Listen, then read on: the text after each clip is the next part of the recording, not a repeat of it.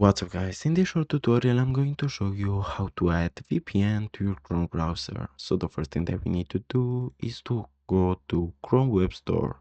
So to do that you have two methods. You either click on extension logo like so, then you're going to click on manage extension and then you're going to click on Chrome Web Store, or you're going to search it on Google like so. As you can see, it's right here, so let's open it.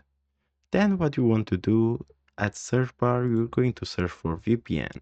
As you can see, we have a lot of options we can choose from. For this tutorial I will choose free VPN for Chrome. Then what you want to do is to click on add to Chrome, again add extension, and now we wait till it's downloaded. As you can see, now we can open the VPN. So to do that you're going to click again on extension logo. As you can see, it's right here, free VPN for Chrome. So we're going to click on it, then we're going to click on continue and then on start. We will click on no thanks, continue as free, and now we can use VPN for Chrome browser. So guys, this was the tutorial. Thanks for watching and don't forget to leave a like and subscribe to the channel.